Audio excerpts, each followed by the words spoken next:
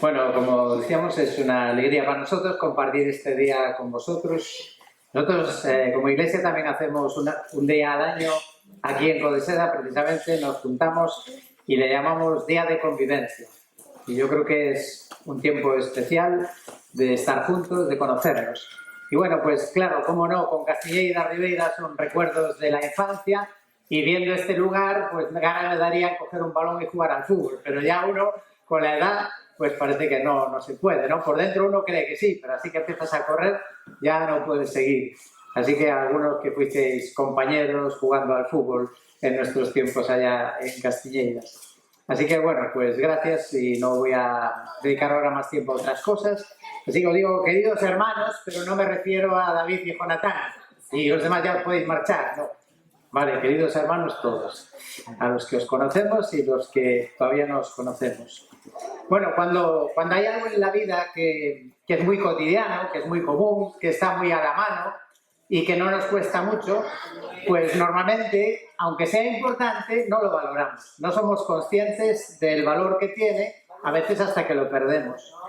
Por ejemplo, una de las cosas que es muy importante en la vida de cualquier persona y que es muy común, todos lo tenemos y suele ser bastante barato, muchas veces es gratis. Agua. Todos tenemos agua. Y solo valoramos el agua cuando tienes muchísima sed y da igual que tengas vino, que tengas Coca-Cola, lo único que te satisface realmente es agua. Y lo digo porque acabamos de venir de estar en Alicante con uno de nuestros hijos y allí hacía mucho calor y cuando hace mucho calor no quieres beber otra cosa más que agua. ¿Qué otra cosa hay que es muy importante para nuestras vidas, aparte de una mosca que anda por aquí dándome vueltas? ¿Qué otra cosa hay que todavía es más necesaria, diría casi que el agua, y que es gratis por ahora, que es gratis y que no podemos vivir sin ella, o sin ello? El aire, ¿verdad? El oxígeno.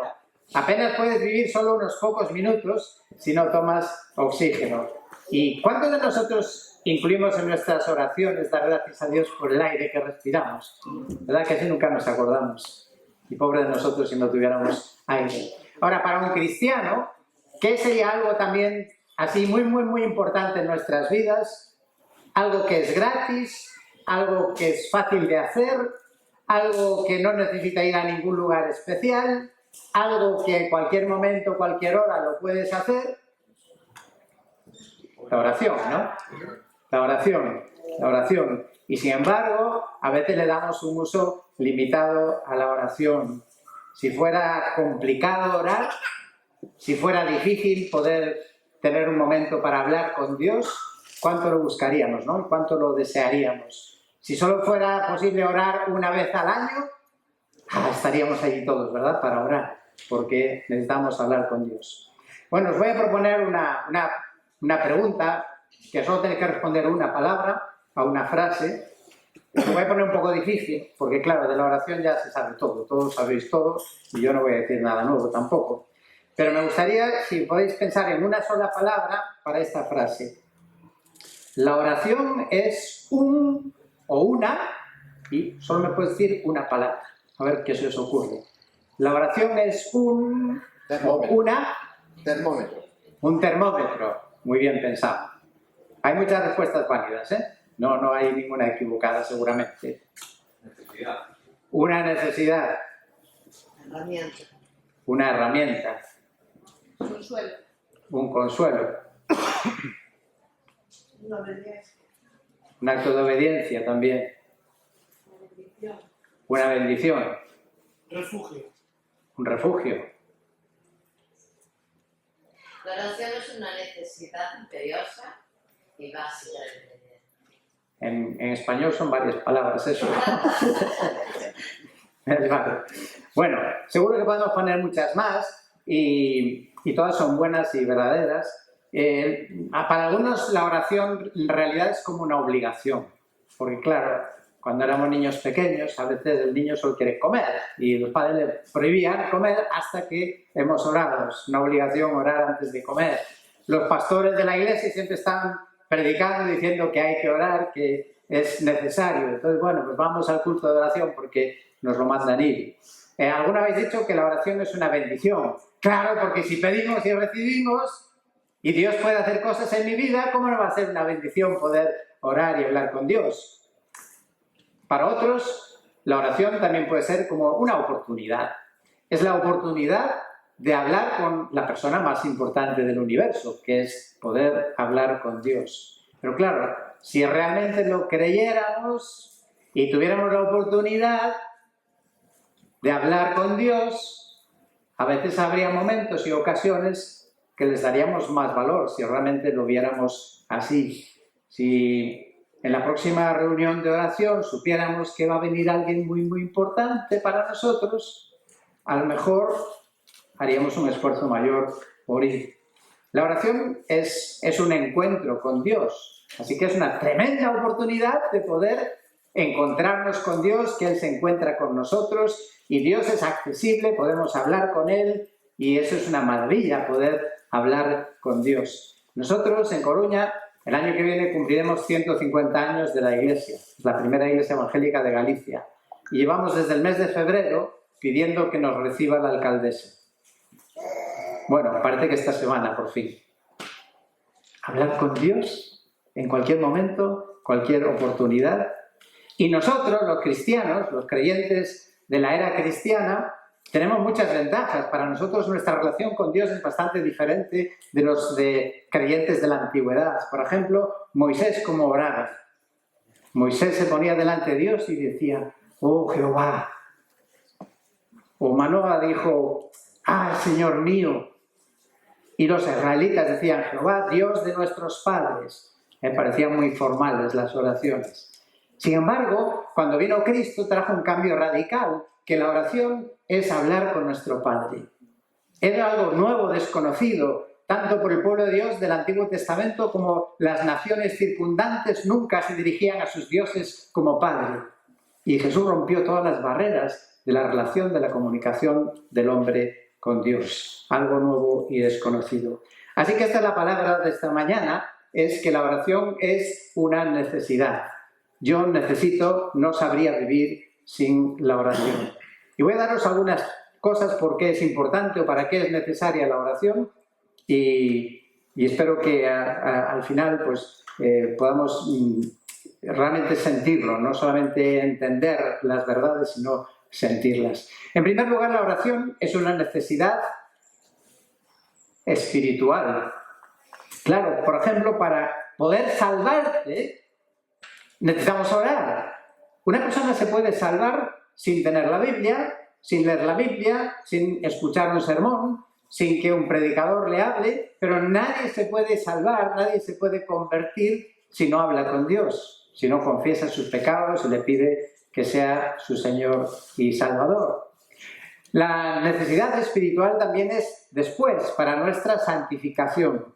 La santificación es un proceso.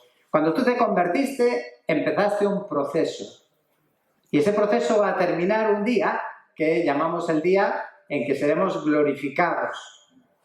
El día de la resurrección, o bien, si Cristo viene antes, pues el día que nos lleve a su presencia. Y ese proceso tiene como objetivo, como meta, algo extraordinario que Dios quiere hacer de ti, de mí, de cada uno de nosotros, ni más ni menos que como la imagen del Hijo de Dios, llegar a ser semejantes a Él. Y claro, este es un proceso que ni tú ni yo lo podemos lograr solos, no lo podemos lograr en nuestras propias fuerzas. El Señor Jesús dijo que cómo se podía, en su oración dijo, ¿cómo podemos lograr ser más santos? Y Él dijo que la santificación viene por la palabra de Dios, ¿no? Santifícanos en tu verdad, tu palabra es verdad. Y para eso tenemos que leer la Escritura, tenemos que escuchar la lectura de la palabra de Dios, tenemos que estudiar la palabra, pero en oración. La palabra se escucha, se recibe, se medita en oración. Siempre enseño a todo el mundo un versículo del Salmo 119, el versículo 18, que antes de abrir tu Biblia, antes de escuchar el sermón, debemos todos hacer una oración para que ese sermón, esa palabra leída, se convierta en la palabra de Dios para mí. Y ese versículo dice, Señor, abre mis ojos y miraré las maravillas de tu ley. Y puedes leer la Biblia y no ver nada, puedes escuchar un sermón y no escuchar nada, pero cuando oramos, Dios nos va a mostrar cosas que no habíamos visto. Yo no sé cuántas veces has leído la Biblia entera, ojalá que varias, pero seguro que hay pasajes que has leído montones de veces y de repente un día vuelves a leer lo mismo y algo sale de ahí, ¿verdad? Dios te está hablando, porque Él abre nuestros ojos para ver las maravillas de su ley. Bien, es una necesidad espiritual también, porque los cristianos estamos en lucha permanente. Siempre hay una lucha en nuestra vida. Todo creyente está en lucha. Y eso, lejos de ser un signo de debilidad, es una buena señal. No hace mucho vino un joven a hablar conmigo de sus luchas. Y estaba preocupado, afligido, hasta incluso con dudas si sería salvo o no. Mira, los que no tienen lucha están muertos. Si estás vivo, hay lucha. Yo lucho una y otra vez. Y cuando hablamos de la lucha espiritual, hay un capítulo de la Biblia que especialmente está dedicado a eso. Efesios, capítulo 6. Ahora, si lees capítulo 6, te da todas las armas para nuestra lucha espiritual. Pero luego es muy importante que al final de la lista de las armas viene algo que dice que todas esas armas requieren para que funcionen. Y dice Pablo, Efesios, en el capítulo 6, versículo 18, que todo eso lo tenemos que tomar con toda oración y súplica, orad en todo tiempo. Así que sin oración, la vida espiritual, las cosas espirituales no funcionan. Mira, si consideras a alguien un hombre de Dios, vamos a ir a uno de la Biblia. Pues el apóstol Pablo, ¿no? ¿Quién tendría dudas? Y sin embargo, él era consciente no solamente de su necesidad propia de orar, sino de que otros orasen por él. Y yo estoy convencido que en el fondo todos nuestros problemas personales, nuestros problemas familiares, nuestros problemas laborales, tienen un trasfondo espiritual. Y para afrontar problemas espirituales necesitamos armas espirituales. Y esas armas se activan con la oración. Bien, la oración es una necesidad. Muy bien. Es una necesidad no solamente espiritual, sino también física. También para mi vida física y material también es importante la oración. Pues sí, porque Dios no solamente está interesado en tu espíritu y en tu alma. Dios está interesado también en nuestro cuerpo. En Romanos capítulo 8 habla de la redención de nuestro cuerpo. 1 Corintios 6 dice que Dios nos ha comprado en cuerpo y en alma también. Y Dios enseña también en la Biblia, en Mateo capítulo 6, que Dios desea usar nuestro cuerpo y para eso se ocupa de que tengamos cubiertas todas nuestras necesidades. Tu trabajo, tu salud, tus estudios, tus relaciones personales, tu casa, tu coche. Dios está interesado en todo. Hace ya bastantes años conocí a un hombre mayor que viajaba por el mundo, era un fiel creyente, viajaba en una camioneta vieja. ¿Y cuál era su problema? Pues si se pincha una rueda, a ver cómo hago yo, que no puedo casi ni conmigo, ¿no? Y él oraba que el Señor le guardase y en todos sus viajes nunca tuvo ni siquiera un pinchazo. Yo a veces le digo, Señor, perdóname, cuando he empezado a conducir y no le he pedido al Señor que me guarde en el viaje, sea grande, sea pequeño, no importa. A veces, pues uno con las prisas, ay, Señor, perdóname. Y alguna vez hasta en el regreso, y digo, ay, Señor, gracias que me llevaste bien, ahora llévame bien de vuelta a casa. Dios está interesado en todo el mundo físico también. En el Padre Nuestro, ¿qué es lo que nos enseña? Que nos dé también el pan de cada día. Y me llamó la atención, fijaos, mira que ya tengo años, tengo 68 años, soy creyente desde los 4 años y nunca he dejado la iglesia. Y sin embargo fue el otro día que me di cuenta de algo de esta frase. Esta frase que escuchamos tantísimas veces de pedir el pan de cada día, dije, pero resulta que nosotros normalmente lo que hacemos es darle gracias por el pan de cada día, ¿verdad? En la comida, el desayuno, la cena, está bien, hay que dar gracias. Y dice, pero muchas veces estamos por sentados ya, ¿verdad? Que vamos a tener el pan y no se lo pedimos. Y en ese capítulo 7, el capítulo siguiente, donde el Señor invita a que pidamos, hay que pedir, es gratis. pide. El Señor quiere dar. Y a veces no recibimos porque no pedimos, lo dice Santiago. Y Jesús dijo, pedid y se os dará. Ahora, a veces, ese es un texto bonito, ¿verdad?, para poner en un sitio, pero hay que seguir leyendo. Y hay dos cosas que me gustaría señalar que dicen alrededor de ese versículo. En el versículo 11 de Mateo 7, dice que el Señor, si le pedimos, nos dará un corazón. Cosas espirituales, sí. No, nos dará cosas buenas, cosas buenas. No solamente lo espiritual, también las demás cosas. Pero también dijo en ese versículo 7, pedid y se os dará, buscad y hallaréis. Claro, porque algunos dicen, pues a pedir, pues me siento a pedir y espero que me traigan todo a casa, y cuando quiera un novio, pues me pongo a orar en mi habitación y ya un día va a llamarme a la puerta el novio. No. Dice, pedid y se os dará, buscad y hallaréis. Hubo un predicador muy famoso, que seguramente muchos habréis leído de él cosas, Spurgeon, que decía, trabajar sin orar es orgullo. Así que si vas mañana a trabajar y no oras antes, es orgullo. Trabajar sin orar es orgullo. Y orar sin trabajar, hipocresía. La oración es una necesidad. Necesidad espiritual, necesidad física, necesidad también emocional. Las emociones son importantes. Es una parte muy importante de nuestra vida. Y en realidad es que nuestras emociones son las que nos suelen mover. Nos mueven para bien y para mal. Nuestras emociones a veces nos paralizan. La infelicidad, el miedo, la angustia, amargura, culpa, rabia, odio, celos, odio, rencor, crímenes, depresión, todo eso tiene que ver con nuestras emociones. Y la oración también tiene que ver con nuestras oraciones. Y fijaos que eso también afecta a nuestra salud. La oración tiene el poder de influir en nuestras emociones. ¿Cómo te sientes? Santiago dijo que la receta para los enfermos, cuando uno está enfermo, pues está mal, ¿verdad? Está preocupado. Para los afligidos, les dice que haga oración. En el Salmo 107 dice, si uno está angustiado, en su angustia clamaron al Señor y Él los libró de sus aflicciones y los guió por camino recto para que fueran a una ciudad habitada. Los salmos están llenos. La oración, Pedro dice que nos libera de la ansiedad y Pablo dice que nos puede dar una paz que no tiene explicación.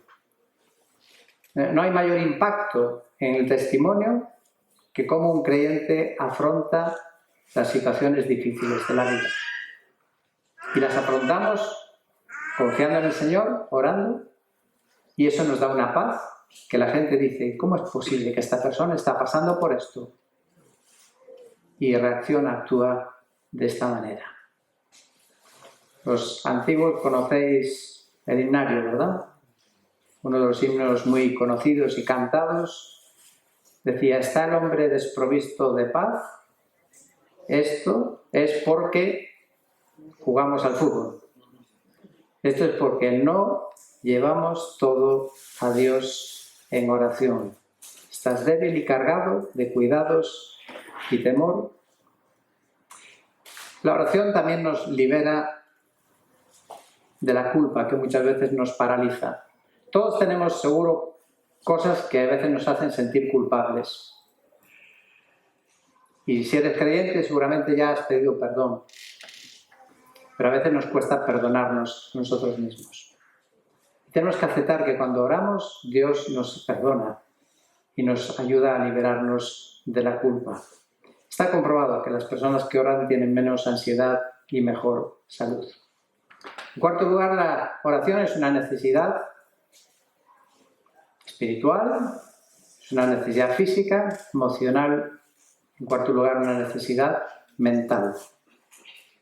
Uno de los descubrimientos de la medicina, hace algunos años ya, no es recién, es lo que se llama la psicosomática, es decir, la relación que hay entre lo que pasa por nuestra mente y cómo eso afecta a nuestra salud. un especialista de neurología de la Universidad de Iowa, dijo: las emociones son reacciones que ocurren en nuestro cerebro y que inducen cambios fisiológicos. Es decir, que la mente actúa sobre las emociones y las emociones actúan sobre nuestra parte física y viceversa también.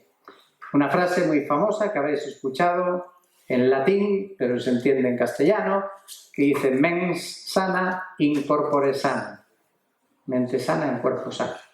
Bueno, parece ser que esta frase, que fue de un autor romano, que se llamaba Décimo Junio Juvenal, por ahí por el siglo I y II, que la frase realmente decía lo siguiente: debemos orar por una mente sana en un cuerpo sano. Nuestra mente es importantísima porque es la que decide que hoy estés aquí. Nuestra mente es la que toma las decisiones. Y realmente hay un proverbio que me encantó leer, que dice que la persona, el ser humano, somos lo que pensamos. Proverbios 23:7. Pues como piensa dentro de sí, así es él. Y por eso Pablo en Romanos 12 enseña que si yo quiero cambiar algo en mi vida, si hay algo que yo realmente quiero cambiar, el cambio viene por un cambio de mente. Es donde tenemos que trabajar, es nuestra mente. Y entonces, de nuevo, la pregunta es: ¿y cómo puedo controlar mi mente? ¿Cómo controlo mis pensamientos para que pueda tomar buenas decisiones, para que tenga buenas actitudes, para que tenga buenos sentimientos, para que tome las decisiones correctas? Pues en Proverbios 2, versículo 3 dice: porque si clamas a la inteligencia, descubrirás el conocimiento de Dios, porque el Señor da sabiduría. De su boca viene el conocimiento y la inteligencia. Así que necesitamos orar también para controlar nuestra mente, nuestros pensamientos y poder llevar vidas que sean sanas. Hace muchos años, en el año 1787, hubo una convención en Estados Unidos para modificar los artículos de la Confederación de Estados. Y dicen que por semanas estuvieron los delegados estudiando la historia de la nación y analizaron los gobiernos modernos y trataban de ver qué es lo que tenían que hacer. Y no eran capaces de encontrar cómo dirigir esta joven nación. Y en medio de todo eso se levantó Benjamin Franklin y dijo lo siguiente: en la situación en que se encuentra esta asamblea, buscando a tientas la verdad política que si estuviese en la oscuridad y siendo apenas capaz de distinguirla cuando se nos presenta, ¿cómo es que hasta este momento no hemos pensado ni una vez en recurrir humildemente al Padre de las Luces para que ilumine nuestro entendimiento? La primera cosa importante en esta mañana para mí es la necesidad personal de la oración. Y yo me pregunto, ¿qué podría cambiar si la oración fuera algo más constante, más permanente en mi vida? Si la usara más, ¿qué podría cambiar? ¿Qué es lo que puede hacer una oración? No sé si conocéis este DVD. Tiene la historia de dos personajes, son de los inicios del movimiento de los hermanos, Jorge Müller y Anthony Norris Grubbs. El primero es una historia impactante y aquí está muy resumida, apenas creo que es media hora el vídeo, o 60 minutos, sí, 60 minutos el primero.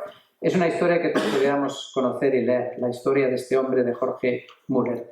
Yo os dejaré el DVD, os lo dejaré a mis hermanos, un día tenéis ocasión lo podéis ver juntos o os lo pasáis unos a otros, porque a veces leer un libro cuesta más, ¿verdad? Dice la contraportada de este hombre, dice: fue un ladrón, un estafador y un borracho, pero siendo estudiante el encuentro que tuvo con Jesucristo le transformó totalmente.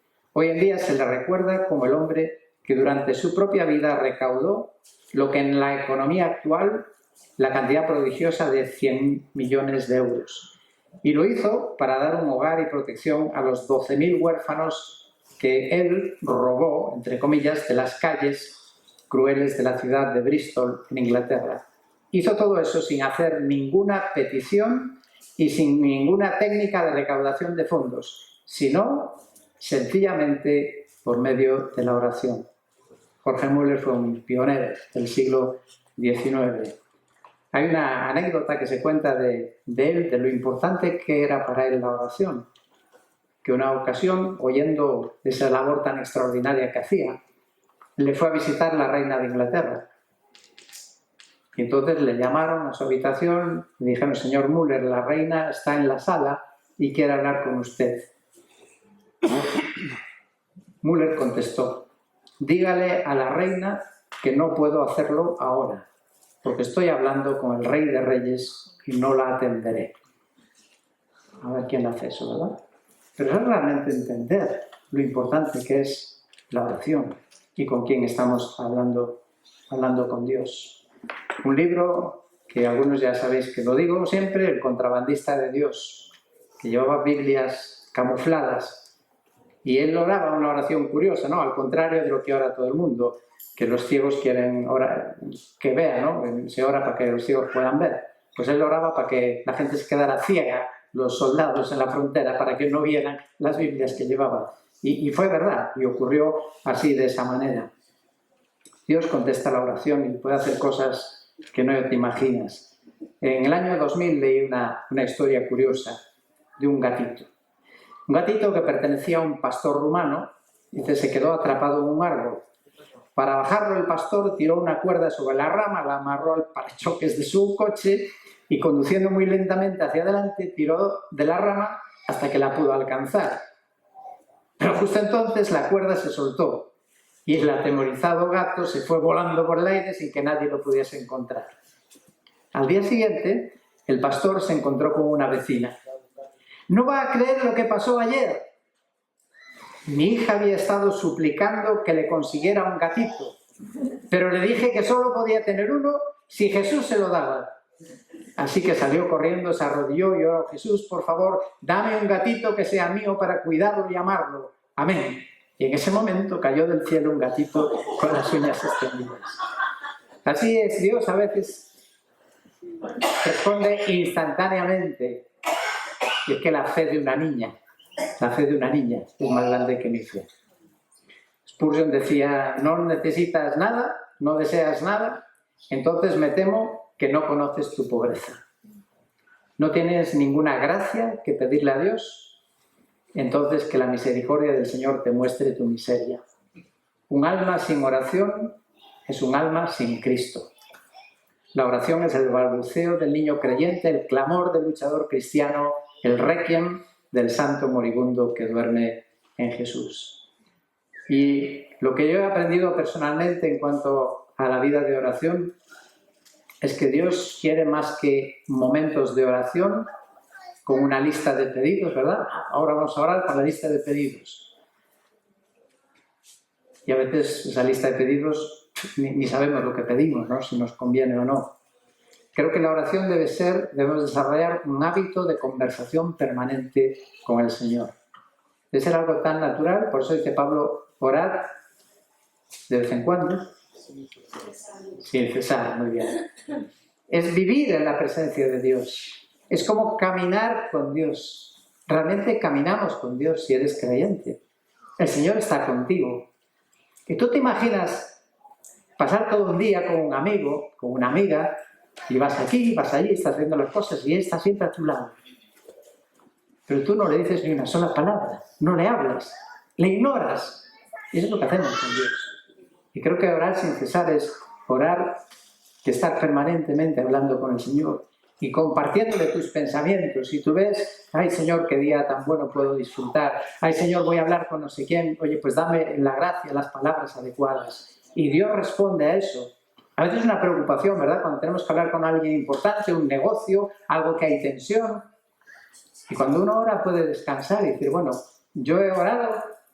A veces lo que me pasa es que después, cuando sales de esas reuniones, te rompes la cabeza, ¿verdad? Y empiezas a decir: ay, si ya me lo ha dicho, le tenía que haber contestado eso. A esto le... Digo: no, Señor. Yo oré antes de entrar, pues yo creo que Dios me dio la palabra que tenía que decir, y las que no dije fue porque no convenía por algún motivo. Y eso me da una tremenda paz y tranquilidad. Qué importante, ¿verdad? Orar con Dios, hablar con Dios. Y no te preocupes por las palabras, porque tenemos un traductor para comunicarnos con Dios, Claro, Dios sabe todos los idiomas del mundo, pero a veces aún en tu propio idioma decimos tonterías cuando hablamos o nos expresamos mal, ¿no? Recuerdo una ocasión en nuestra iglesia una persona que decía: Señor, te damos gracias por los enfermos. Hombre, te damos gracias porque estén sanos, ¿no? O pedimos por los enfermos. Menos mal que el Señor entiende la oración. En otra ocasión, a otro hermano, y esa fue la segunda vez ya que le pasó, resulta que en el Ejército de Salvación en Coruña, el pastor que había en ese tiempo, se llamaba Hugo Torrico, entonces se marchaba a otro destino. Y entonces había pedido oración. Y entonces dijimos en la iglesia: vamos a orar por nuestro hermano Hugo Torrico. Y se levanta este hombre mayor a orar y dice: Señor, te pedimos por Hugo Chávez, de Venezuela, en aquel momento era el presidente de Venezuela. Está bien, seguro que también le hacía mucha falta, pero el Señor traduce nuestras oraciones. Así que si Jesús oraba, qué importante, ¿no?, para nosotros orar. ¿Sabéis, por cierto, este es un intermedio, ¿vale?, antes de que vayamos a la segunda parte, que había un apóstol, que además era apóstol, y presumía de que no oraba? Está en la Biblia, lo dice la Biblia. Pedro. Cuando fue al templo con Juan, ¿qué le dijo al paralítico? Dijo: no tengo plata ni oro. Yo ni oro tampoco. Eso es Pedro. Bueno, y la oración es lo más poderoso que podemos tener en nuestras manos, a nuestro alcance. ¿Te imaginas el potencial que tenemos los creyentes, los hijos de Dios? Es increíble el poder de la oración. También es peligroso orar. Les voy a contar dos historias acerca del peligro de orar. Esta oración tenía buena intención. Dice que estaba arrodillado un hombre pidiéndole a Dios: Señor, por favor, quita todo lo malo de mí. Y desapareció. Eso es de verdad. Y esta es otra, esta está muy bien. Y tenéis que escucharla al final antes de que las mujeres me apedreen. Vale. Una pareja decidió salir de vacaciones a la playa para celebrar sus 40 años de casados. Cuando llegaron al lugar, ambos se pusieron sus trajes de baño. Cuando el esposo se fijó bien en cómo lucía su mujer de 60 años en traje de baño, miró al cielo y dijo: oh Señor, cuánto me gustaría tener una esposa 30 años más joven. Y enseguida Dios cumplió su deseo. Lo convirtió a él en un anciano de 90 años. Estuvo bien. Bueno, la oración es una necesidad, y ahora quiero que dediquemos los siguientes minutos a pensar que es una necesidad también colectiva. Tenemos que orar juntos. Hoy sé que son tiempos de individualismo, ¿verdad? Y también cada vez más escucho voces entre los creyentes y digo: ¿qué más da? Lo importante es mi relación personal, yo en mi casa con Dios. ¿Por qué tengo que ir a la iglesia? Mira, Jesús habló de la oración colectiva, ¿no?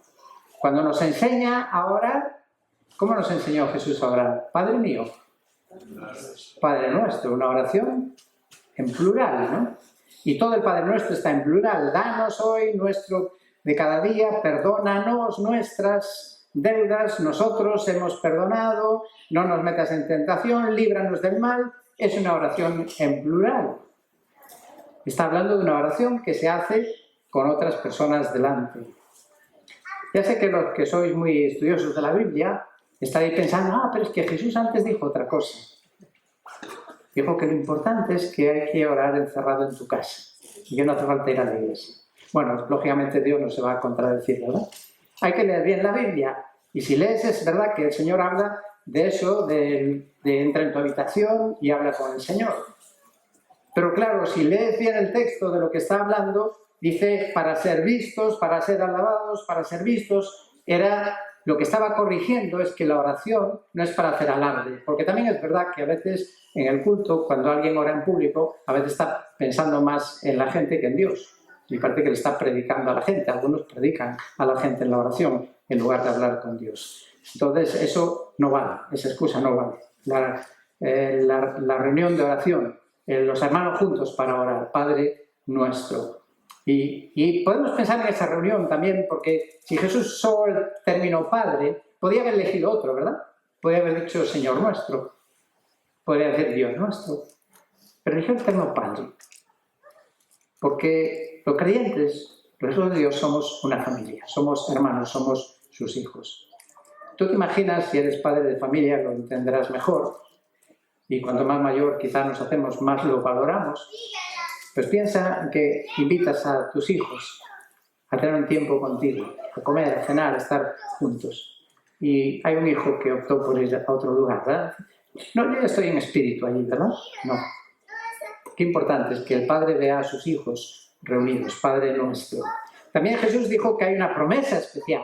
No solamente es que es, bueno, una obligación, es que también hay una promesa especial. Jesús dijo en Mateo 18, versículos 19 y 20, de que si 2 o 3 de vosotros se ponen de acuerdo sobre cualquier cosa que pidan, les será hecho por mi Padre que está en los cielos, porque donde están 2 o 3 reunidos en mi nombre, allí estoy yo en medio de ellos. Aquí pues, solo un apunte de paso. Cuando hablamos de la oración colectiva, no es una oración particular.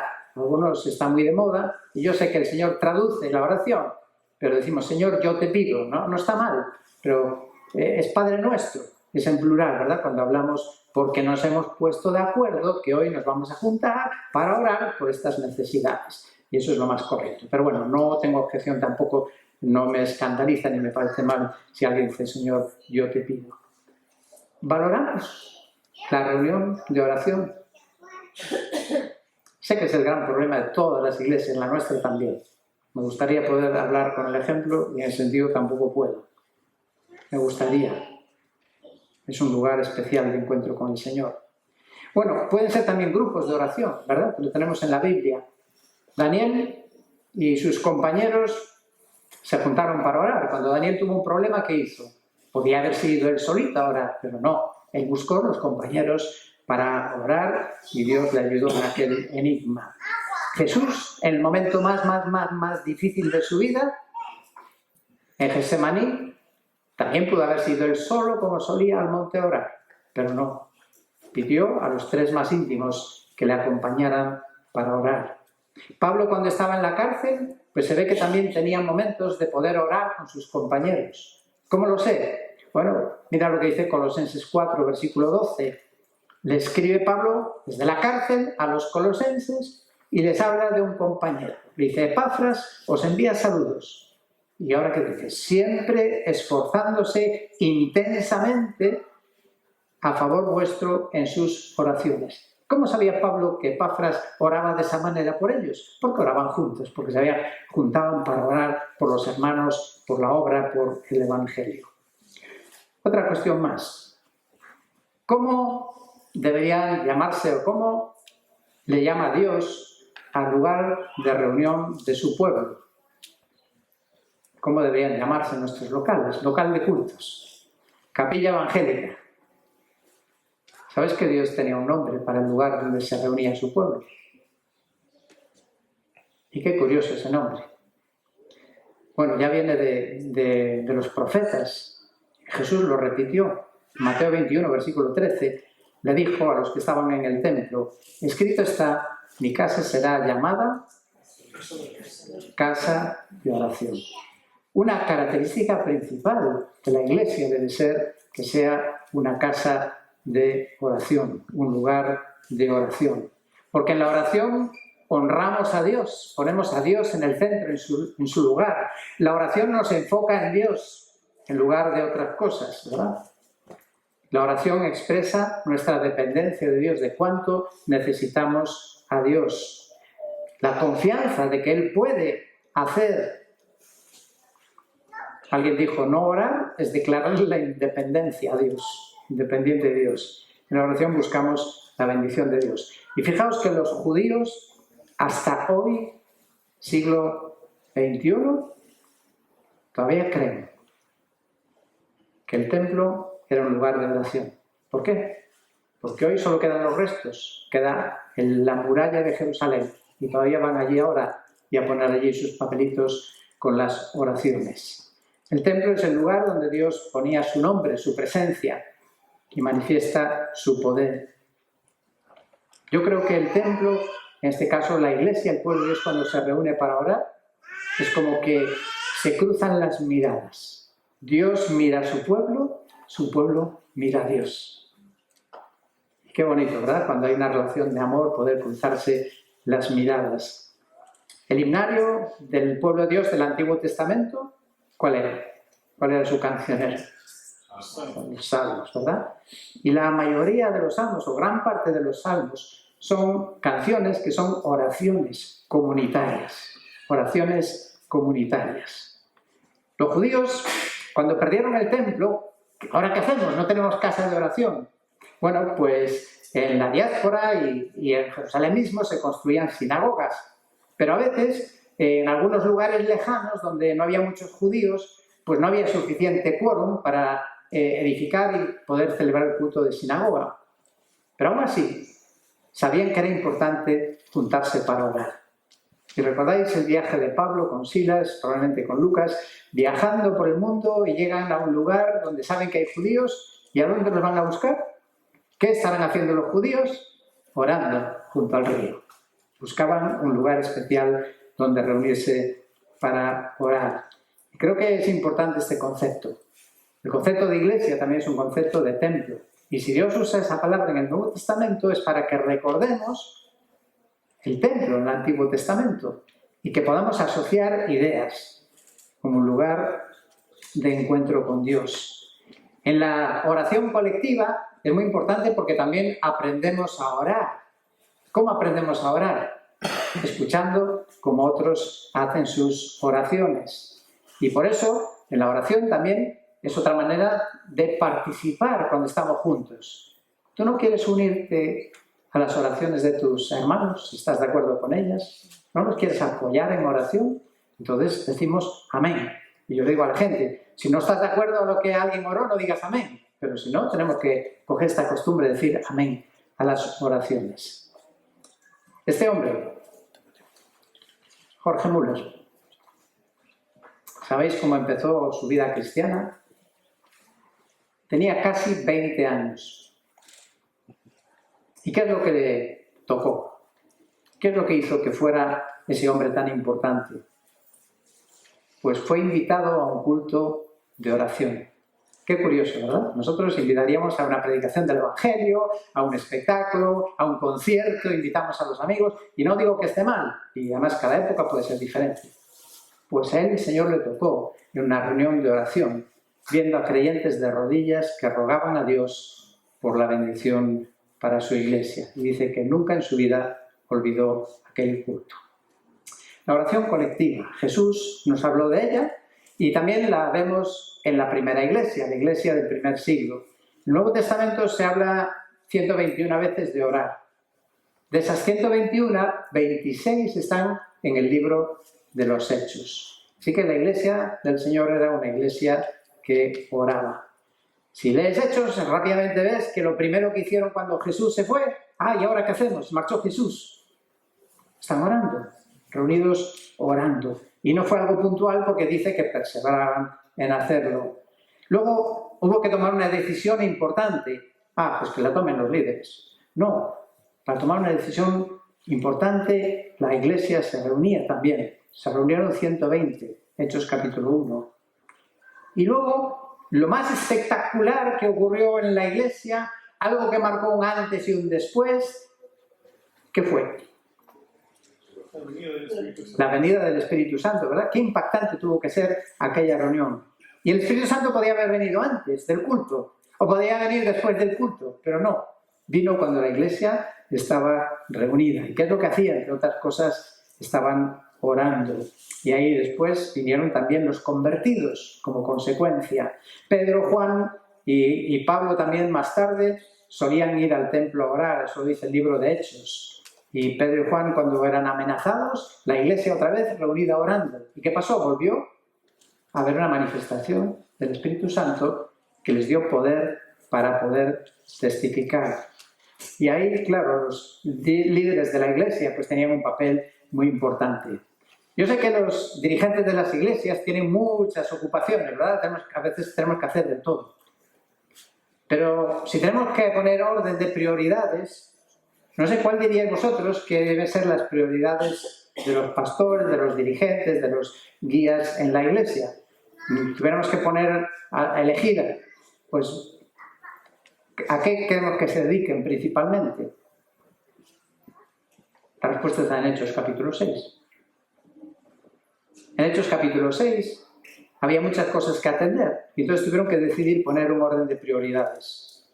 Y dijeron, mira, en ese momento eran los apóstoles, los ancianos de las iglesias, las dos cosas principales a las que nos tenemos que dedicar son la oración y la palabra, el ministerio de la palabra. Hablar con Dios para hablar después al pueblo. El Antiguo Testamento está lleno de historias donde el pueblo fue convocado por sus dirigentes para pedir la ayuda de Dios, para pedir el socorro. La historia de Josafat, 2 Crónicas 20, Josafat convocó al pueblo angustiado porque estaban rodeados de enemigos.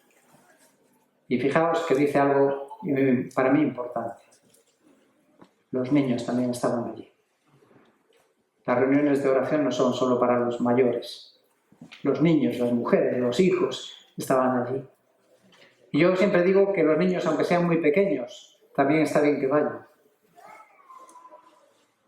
Porque un niño, aunque incluso no entienda las palabras que se están diciendo, lo que sí percibe, que aquel es un lugar importante para sus padres. Y que aquello que están haciendo es importante porque han dejado otras cosas para buscar al Señor en oración. Cuando nosotros, sí puedo decir que en un encuentro nacional, por cierto, aprovecho para hacer publicidad, el día 1 de noviembre, del 1 al 3, tenemos un encuentro nacional, os animo a que podáis ir allí, conocer, tener una visión así más amplia de la obra de Dios en España. Pues en uno de esos encuentros, cuando regresamos, conseguí que me acompañaran, yo siempre voy a todos, pero al principio no, ahora ya consigo que los ancianos vengan conmigo también, y ahora algunos más. Pues cuando regresamos, tomamos una decisión, los ancianos. La decisión fue que nos íbamos a reunir para orar todas las semanas. Un día a la semana íbamos a apartar tiempo, y a veces son horas, que nos juntamos explícitamente para orar por la Iglesia. Yo puedo decir que nuestra convicción es que desde que empezamos a hacer eso, pasamos como Iglesia por una transición bastante importante, cambios muy importantes que suelen ser muy conflictivos, y dentro de que sí, efectivamente, siempre hubo alguna persona disgustada, no hubo realmente ningún problema, ninguna ruptura, ningún gran conflicto. Y también empezamos a ver cómo llegaba gente a la Iglesia sin ir a buscarnos. Es que el Señor es así, no hace falta ni ir a pescar, el Señor los trae a la Iglesia. Por eso quiero animaros a la importancia de la oración y la oración como Iglesia. La oración era parte importante del culto en la Iglesia primitiva. Fijaos, en 1 Corintios 14, cuando habla de los que hablaban lenguas y todas esas cosas, hay una cosa que le preocupa a Pablo. Dice, mira, es que la gente tiene que entender las oraciones. Entonces también tienen un propósito didáctico, no solamente hablar con Dios, sino que los demás también puedan aprender y unirse en oración.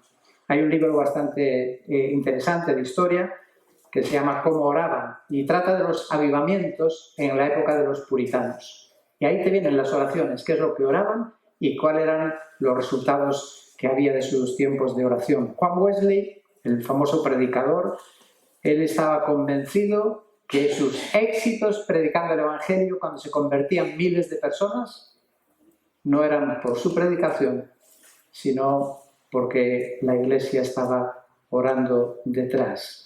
Y él dijo, Dios no hace nada que no sea en respuesta a la oración. Billy Graham, famoso predicador más contemporáneo, dijo exactamente lo mismo, que toda la gente que se convertía era respuesta a la oración, decía que era proporcional a la oración de la Iglesia. Y otra frase muy famosa dice, la Iglesia es el único ejército en el mundo que avanza mejor de rodillas. Qué importante la oración, porque solo Dios puede cambiar personas, solo Dios puede cambiar circunstancias. Creo que ya se me acaba el tiempo. La oración intercesora me gustaría mencionar antes de terminar con las palabras. La importancia de la intercesión. No voy a decir todo lo que tenía pensado, pero Sabéis que con la reforma del siglo XVI, cuando se luchó por cambiar la Iglesia, uno de los puntos que se enfatizó era el sacerdocio universal de todos los creyentes, no solo unos pocos sacerdotes, sino que todo creyente es un sacerdote. Y por lo tanto, tenemos que leer la vida, el ministerio, lo que hacían los sacerdotes para entender qué es lo que Dios espera que yo, que tú y yo, que todos nosotros hagamos como sacerdotes. Y una de las funciones principales de todo sacerdote era el privilegio y la responsabilidad de llevar al pueblo de Dios en oración. Y si hemos entendido, si estamos de acuerdo con lo que la Reforma encontró en el Nuevo Testamento, que todos somos sacerdotes, pues todos tenemos este privilegio y responsabilidad de llevar en oración a los demás. Y pensando eso, digo, qué responsabilidad, ¿verdad? Si Dios espera que yo, y si otros necesitan que yo les lleve en oración, el poder orar por ellos. Para nosotros uno de los temas fijos semanales de oración, las reuniones de la Iglesia, es la Iglesia perseguida. Porque pensamos, claro, si fuéramos nosotros perseguidos.